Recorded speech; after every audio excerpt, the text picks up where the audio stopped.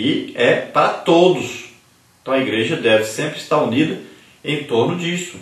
Todos orando, todos participando dos jejuns coletivos, todos participando do estudo da palavra de Deus, todos participando da evangelização. Então todos estão trabalhando, todos estão ocupados na obra de Deus, todos estão amando a Deus. Então sempre quando existe aquele grupinho que acha que pode viver de qualquer maneira, aí nos passeios, nos banhos, no divertimento, muitas vezes escondidos aí em algum lugar nos feriados, praticando pecado, adultério, prostituição e outras coisas mais. Então, essas pessoas, esses grupos devem ser corrigidos, porque senão o juízo acaba vindo sobre a liderança que apoia isso, que concorda com isso, que faz vista grossa para isso. Então vamos ver primeiro o amor. Então o amor de Tiatira era maior do que antes, mas ainda não era perfeito. Sua imperfeição não estava em amar os maus, residia no aquecer ao mal. O amor que tolera o erro ainda desconhece o que é certo. Deus ama o pecador, mas odeia o pecado de Jezabel e a abominação dos que com ela fizeram-se repugnantes aos seus olhos. Então veja bem que o pecado não era falta de amor. Eles amavam a Deus e amavam aqueles pecadores. O problema não era esse amor. O problema era tolerar o pecado. Esse é que era aí o problema daquela igreja. É como o pai que não corrige o filho porque não ama o filho da maneira que deve amar. Por que nossa sociedade está do jeito que está hoje? Tanta gente vivendo em prostituição, e homossexualismo, lesbianismo, drogas, filhos que não respeitam mais autoridade nenhuma. Por quê? Onde está o problema? Está em casa, na família. É a falta de autoridade do pai e da mãe, falta de correção a essa criança quando era pequena. Deixaram essa criança crescer à vontade, fazendo o que dava na telha, aí, o que dava na vontade de fazer. Apoiavam. Não exerceram a autoridade, não ensinaram a essa criança o princípio da autoridade, de respeitar as pessoas. Então elas vivem de qualquer maneira, não respeitam o pai, não respeitam a mãe, não respeitam o professor, não respeitam o patrão, não respeitam o pastor, não respeita ninguém. Se não respeita ninguém, não respeita Deus também. Então, o problema está na família e nós devemos lutar pela família. Tem igreja que até hoje nem departamento de família tem. Por incrível que pareça. Existem igrejas aí. Nós damos palestra para famílias, desde para jovens, né? Namoro, noivado, casamento, e também até os casais e até também os idosos. Nós temos trabalho para a família. Agora, a gente vai à igreja que não existia esse trabalho sobre família. Muitas vezes não existe esse trabalho sobre família.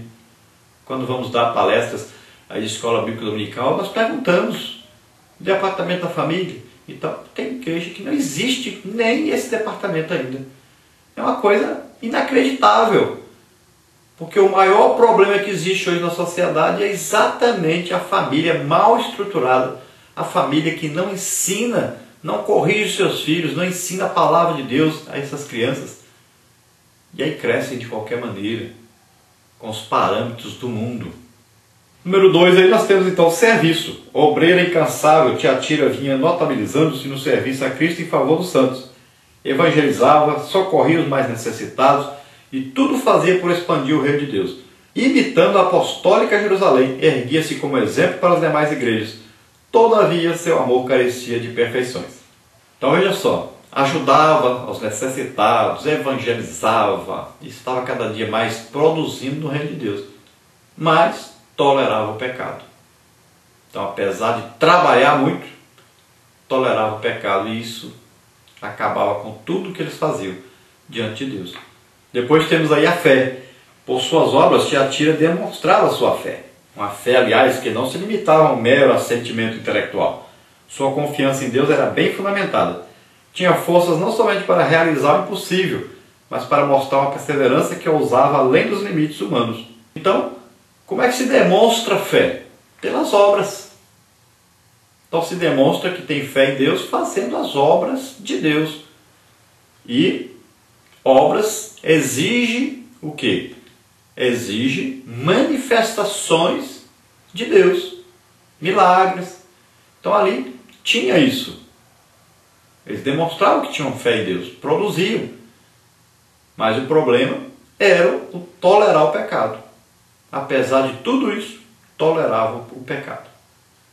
Agora, nós cremos que esse grupo que era fiel, então, fazia essas obras, estava bem nessas obras, tinham fé realmente, tinha o serviço, tinha tudo, tinha paciência, tinha tudo. Só que eles deveriam combater o pecado que estava acontecendo. E eles não combatiam. E por isso iam pagar caro, se não se arrependessem, se não se voltassem para exercerem a autoridade de Deus sobre esse pecado. Depois temos aí a paciência. Paciência é a virtude que nos capacita a suportar o insuportável. Sabemos que juntamente com a luta o Senhor vem com um escape sempre oportuno. É por isso que o anjo de Tiatira mantinha-se perseverante e calmo.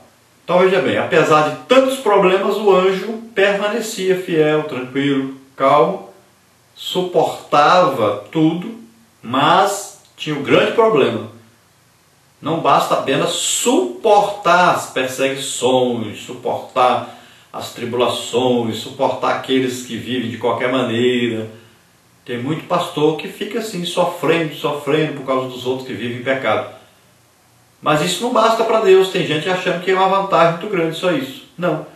Para Deus, você tem que combater esse pecado. Você precisa corrigir esse pecado. Senão, você será reprovado, apesar de ser paciente, amoroso, de fazer muitas obras para Deus. Está tudo bem. O problema vai ser isso diante de Deus. E você vai receber a condenação ao invés da salvação. Se você não passar a corrigir essas coisas que estão acontecendo na igreja.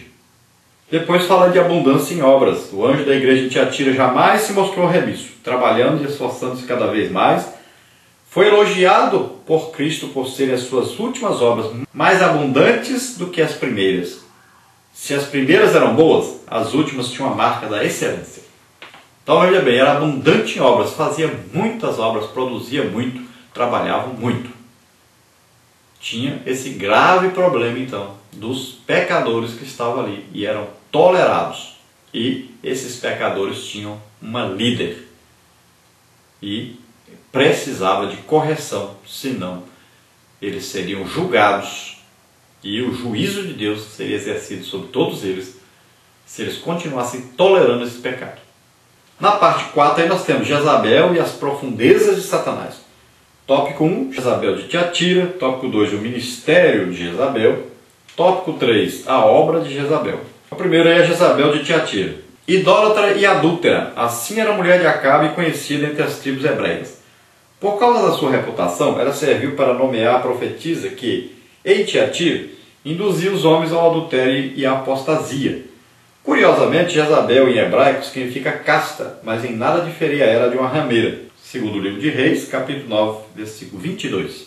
Então o problema foi que o rei Acabe se colocou no julgo desigual com o infiel, se casou com uma mulher que não tinha nada a ver com o israelita, com o judeu, não tinha nada a ver com a sua tribo, com o seu povo. Foi escolher uma mulher de outra religião, de outro povo, uma mulher que não temia a Deus, e se casou com essa mulher. Acabou que essa mulher tomou as rédeas do seu lar. Já começou aí o grande problema. Ele apoiava tudo que ela fazia, concordava por causa da sua paixão cega. A paixão é cega. O amor é que deve prevalecer, e não a paixão. A paixão, ela não enxerga as coisas. Então ela cega a pessoa. E Acabe se apaixonou por essa mulher, se tornou aí um escravo dessa mulher. A mulher mandava em tudo, mandava e desmandava, matava a gente, mandava matar, fazia de tudo quanto é coisa errada e era tolerada pelo seu marido que a amava e fazia de conta que não via nada. Era um homem, realmente um homem banana. Então era uma mulher que vivia na idolatria. Então, pelo que nós vemos aí no texto, falando sobre essa mulher, ela participava de idolatria e de adultério. Então estava toda em pecado. E todos em Israel sabiam disso, falavam sobre isso, mas ela era esposa do rei e eles tinham que engolir. Assim também aqui na cidade de Tiatira, a igreja, provavelmente comparando-se a essa Jezabel aí, se Deus deu o nome de Jezabel a esta mulher, se Jesus a chamou de Jezabel, é porque ela tinha aí a condição parecida com aquela Jezabel lá do livro de Reis. Então provavelmente ela era aí a mulher do pastor, a esposa do pastor. Mandava e desmandava no pastor e consequentemente na igreja. Tem muito pastor assim por aí, que quem manda na igreja é a mulher dele. Manda nele e manda lá na igreja. E na maioria das vezes manda de maneira errada, apoia a coisa errada. Cuidado então, pastor, a sua casa, a sua família é o exemplo para a igreja. Então cuidado com a maneira que você está conduzindo a sua casa, o seu lar, sua família. Muitas vezes o pastor está tão ocupado, preocupando-se tanto com a igreja, que esquece da sua casa. E vira uma bagunça. Daqui a pouco a sua própria casa está aí, virando aí um ninho de adultério, de prostituição, de apoio ao pecado dos outros. Cuidado com isso. Número 2, o ministério de Jezabel. Jezabel apareceu em Tiatira com uma nova doutrina que, em essência, era a velha mentira do diabo. Gênesis 3, de 1 a 5. Apresentou um ensino novo, uma nova unção e, quem sabe, até um método novo de crescimento da igreja. Nos bastidores, era tudo isso conhecido como as profundezas de Satanás, que parecia uma nova revelação. Era, na verdade, um engano antigo e caduco que levou nossos pais à ruína, como está em 2 Coríntios 11, 3. Além de profetizar, Jezabel ascendera à categoria de mestra na igreja, profetizando e ensinando, seduzia a todos com a sua doutrina. Como lhe fora possível tamanha ascensão sobre o ministério? Não havendo ninguém que lhe barrasse os passos, ela transtornou todo o redil e comprometeu a ortodoxia e a pureza da igreja. Então, pelo que nós aprendemos aí do texto, parece que essa mulher, ela trazia aí uma revelação de como era o reino de Satanás. E ela ensinava o povo como o povo deveria viver para vencer Satanás. E pelo jeito ela gostava de profetizar. Claro, uma profecia que não vinha de Deus, mas que conseguia enganar as pessoas, porque as pessoas não consultavam a palavra de Deus, não consultavam a cabeça da igreja que é Cristo, para ver se aquilo era verdade ou não, se era para seguir ou não. E como essa pessoa era destacada, tinha o apoio da liderança, o povo ouvia e atendia aos seus ensinamentos. Veja só que ela tinha uma condição ali de liderança. Ela ensinava o povo. Ela influenciava o povo para o pecado. Então, era uma coisa terrível. A pessoa que tinha realmente uma posição muito grande de destaque dentro da igreja. E estava fazendo com que muitos pecassem devido a isso. O pastor que deveria tomar uma providência. Então acreditamos que era a esposa dele e que ele era apaixonado por essa esposa e acabava tolerando a ela. E o povo tolerava por causa do seu pastor. E assim o pecado ia crescendo cada dia mais. 3 aí, a obra de Jezabel. Através de seus ensinos e profecias, a perversa Jezabel induz alguns homens à idolatria e ao adultério. Muita vigilância. Não são poucos os que, sob o manto de uma espiritualidade afetada e caricata, desviam os fiéis a práticas vergonhosas e abomináveis. Cuidado com o rebanho que o Senhor lhe confiou. Zele pela sã doutrina e pelos bons costumes. Jamais permita que o lobo lhe devore as ovelhas, utilizando-se de seu púlpito. Então o que ocorria ali? A Jezabel de Tiatira fazia com que muitos se desviassem da santidade, se desviassem da comunhão com Deus, que que vivessem em pecado de idolatria e também de adultério. E ela ensinava e tinha autoridade para fazer isso. E muitos então estavam entrando para a apostasia,